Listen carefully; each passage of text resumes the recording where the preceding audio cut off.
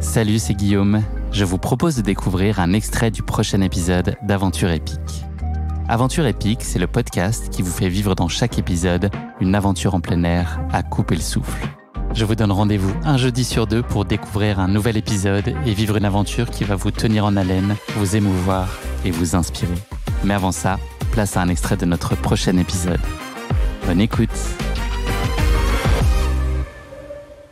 Alors, déjà, le premier voyage, le premier moment où j'ai commencé à découvrir l'autostop, c'était quand j'étais à Turin. J'étudiais à Turin et je suis parti avec un sac à dos, mais vraiment un tout petit sac à dos, pas un grand sac à dos, pas de tente, juste comme ça sur un week-end. Je suis parti à la frontière franco-italienne et je me suis dit, je voudrais essayer l'autostop. J'avais été super inspiré par une série qui s'appelle Nu et culotté, qui est une série où deux potes partent à poil dans la nature et puis réalisent un rêve d'enfant. Et donc, comme ils ont littéralement pas d'argent, pas de vêtements, pas de téléphone, rien du tout sur eux, ils sont obligés d'aller voir les gens, faire de l'autostop, aller dormir et demander l'hébergement. Et j'ai été extrêmement inspiré par ça. J'avais regardé une centaine d'épisodes et je me suis dit, bon, je vais pas partir à poil tout de suite, mais en tout cas, j'aimerais bien essayer l'autostop.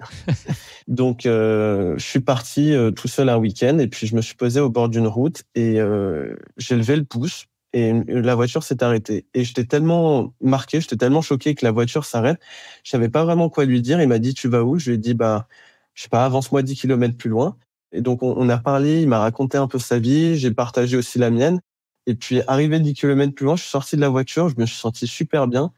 J'ai partagé un bon moment. J'ai partagé un peu de mon expérience aussi. On a avancé de 10 kilomètres et j'ai rien payé. Et là, je me suis dit, waouh, c'est incroyable ce qui vient de se passer. Et en fait, j'ai touché du doigt quelque chose que j'ai adoré. Et donc, j'ai tout de suite refait du stop ensuite et j'ai avancé de 10 kilomètres à nouveau. Et pareil. Et donc, ça a été le premier vrai voyage découverte autostop. Ensuite, un mois après ou 2 mois après, je suis parti. J'ai acheté un sac à dos, là, un vrai sac à dos de voyage. J'ai acheté une tente. Et je suis parti en Interrail. Donc, Interrail, c'est le principe, c'est tu achètes un ticket de train qui te permet de voyager et de prendre des trains un peu de manière illimitée. Et à ce moment-là, j'ai commencé à voyager en train et j'ai découvert le camping sauvage quand je suis arrivé au Danemark. Jusque-là, j'avais posé ma tente seulement dans des endroits, dans des campings standards.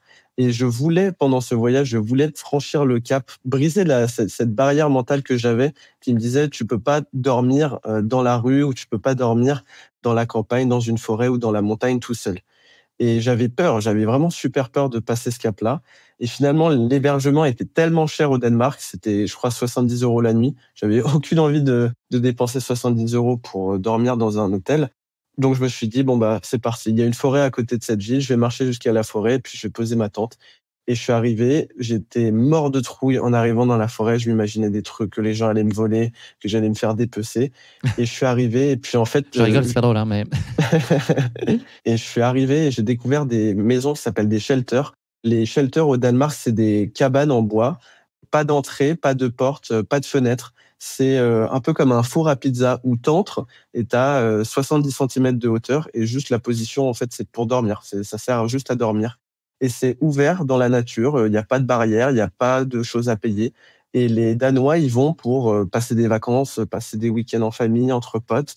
Et c'est dans des jolis endroits, c'est dans la nature. Donc là, on était face à un lac, dans une forêt.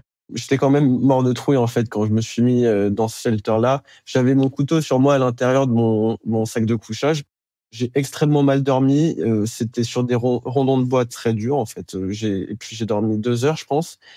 En me réveillant, j'avais passé une nuit pas top, mais en fait, j'avais pas payé. Et puis j'avais quand même brisé cette barrière mentale que j'avais de pas pouvoir dormir dehors tout seul. Et là, je me suis dit, OK, c'est génial. Et le soir même, j'ai posé ma tente, je me souviens plus, au bord d'une forêt, je pense.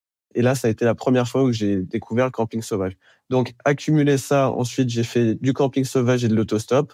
J'ai trouvé, pour moi, c'est un combo incroyable parce que tu vas au bord d'une route, tu te déplaces, tu vas dans une ville, tu marches en dehors de la ville, soit tu réessayes de faire de l'autostop, soit tu peux poser ta tente. En fait, quand personne ne te prend en autostop, tu peux poser ta tente. T'as pas besoin d'avoir un hôtel ou une auberge de jeunesse à côté.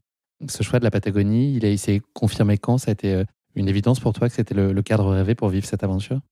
Alors, à ce moment-là, je travaillais à Lyon en finance. Donc, à ce moment-là, je travaillais et puis, en fait, il y avait une voix qui me disait: «Pars».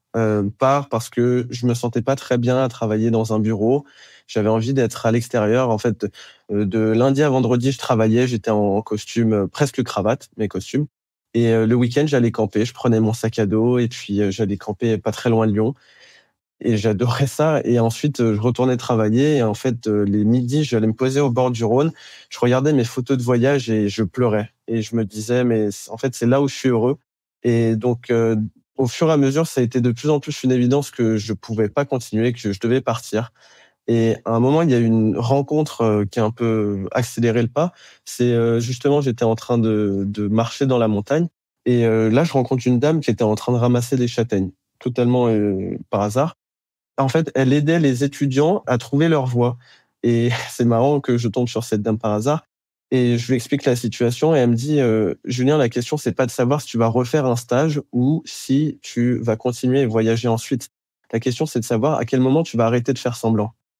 Et là, ça m'a traversé le cœur et je me suis dit: «Ouais, en fait, c'est ça. À quel moment je vais arrêter de faire semblant et faire ce que j'ai profondément dans le cœur?» Et donc là, je suis rentré. La semaine d'après, j'ai appelé mes parents et je leur ai dit: «Bah, je vais pas continuer, à travailler puis, je vais partir en Patagonie».